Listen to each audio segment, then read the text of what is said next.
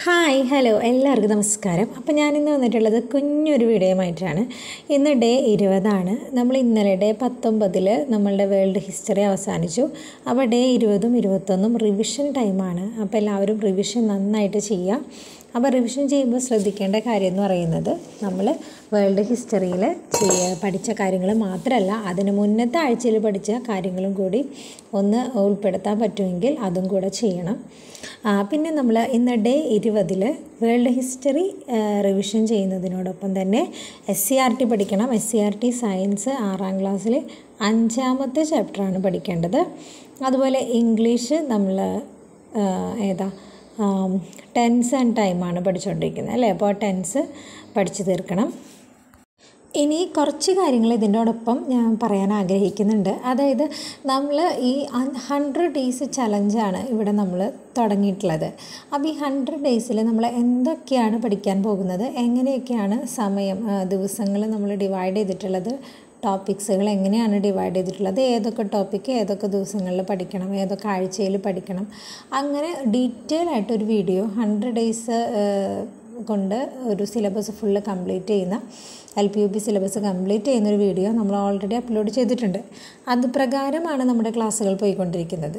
ഞാനിത് പറയാൻ കാരണം നമ്മളുടെ ചില വീഡിയോസിൻ്റെ അടിയിലൊക്കെ കമൻസ് വരുന്നത് കണ്ടു. അതായത് മലയാളം എടുക്കുന്നില്ലേ, മലയാളം ടോപ്പിക്സുകളൊന്നും എടുക്കുന്ന കാണുന്നില്ലല്ലോ, അങ്ങനെയുള്ള കുറച്ച് കമൻസൊക്കെ കണ്ടു. അപ്പോൾ മാത്സ് ക്ലാസ്സുകൾ എടുക്കില്ലേ, എന്താണ് മാത്സ് എടുക്കാത്തത്, അങ്ങനെയൊക്കെയുള്ള കുറച്ച് കമൻസ്. അപ്പോൾ ഇത് നമ്മൾ 100 ഡേയ്സ് ചലഞ്ചിൽ നമ്മുടെ സ്റ്റഡി ടൈം ടേബിളിൽ വരുന്ന ദിവസം ഏതാണോ ആ ദിവസം ഇതൊക്കെ നമ്മൾ എടുക്കും. ഓക്കെ, ഇംഗ്ലീഷ് നമ്മൾ ഓൾറെഡി ഇതിൻ്റെ ഒപ്പം പഠിച്ചു പോകുന്നുണ്ട്. അപ്പോൾ ആ വീഡിയോ കാണാത്തവരായിരിക്കും ഒരുപക്ഷെ ഇങ്ങനെ സംശയം തോന്നുന്നത്. അതുകൊണ്ട് ആ വീഡിയോയുടെ ലിങ്ക് ഞാൻ ഡിസ്ക്രിപ്ഷൻ ബോക്സിലും ഫസ്റ്റ് കമൻറ്റായിട്ടും കൊടുക്കാം. ഫസ്റ്റ് കമൻറ്റായിട്ട് പിൻ ചെയ്ത് വയ്ക്കാം.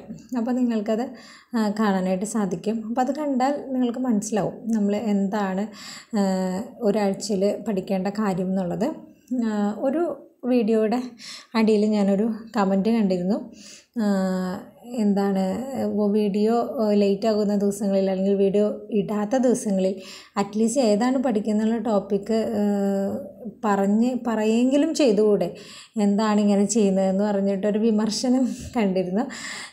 അത് നമുക്ക് പല കാരണങ്ങളുള്ളത് കൊണ്ടാണ് വീഡിയോസ് ആ സമയത്ത് ചെയ്യാൻ പറ്റാത്തത്. പക്ഷേ ഓൾറെഡി നമ്മൾ ആ 100 ഡേയ്സ് ചലഞ്ച്, ആ 100 ഡേയ്സ് കൊണ്ട് സിലബസ് തീർക്കുന്ന സ്റ്റഡി ടൈം ടേബിളിൻ്റെ വീഡിയോയിൽ ഓരോ ആഴ്ചയിൽ എന്ത് പഠിക്കണമെന്ന് ആദ്യമേ പറഞ്ഞു വെച്ചിട്ടുണ്ട്.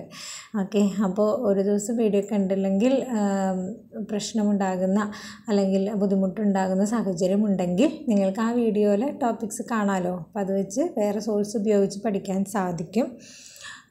അപ്പോൾ നമ്മൾക്ക് പല ദിവസങ്ങളിലും അങ്ങനെ ലേറ്റ് ആവേണ്ടി വരുന്നത് ചില കാരണങ്ങൾ കൊണ്ടാണ്. പരമാവധി ഞാൻ ശ്രമിക്കുന്നുണ്ട്. അപ്പോൾ ഇന്ന് നന്നായിട്ട് റിവിഷൻ ചെയ്യാം. നാളെ ഡേ 21 നമ്മളുടെ റിവിഷൻ മോക്ക് ടെസ്റ്റിൻ്റെ ടൈമാണ്. ആ മോക്ക് ടെസ്റ്റിന് എല്ലാവരും നല്ല മാർക്ക് മേടിക്കുമെന്ന് ഞാൻ പ്രതീക്ഷിക്കുന്നു. അപ്പോൾ മോക്ക് ടെസ്റ്റ് നല്ല രീതിയിൽ എഴുതാൻ സാധിക്കട്ടെ. അപ്പോൾ വീണ്ടും നാളെ ഡേ 21 മോക്ക് ടെസ്റ്റുമായിട്ട് നമുക്ക് കാണാം.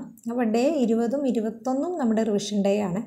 21-ാം തീയതി നൈറ്റ് നിങ്ങൾ മോക്ക് ടെസ്റ്റ് ചെയ്താൽ മതിയെന്നാണ് എൻ്റെ ഒരു അഭിപ്രായം. കാരണം 2 ദിവസം റിവിഷന് ശേഷം ചെയ്യാന്നുള്ളത്. ഏതായാലും LPUPക്ക് വേണ്ടിയിട്ടുള്ള പഠനം എല്ലാവരും ഉഷാറായിട്ട് ചെയ്യുന്നുണ്ട്.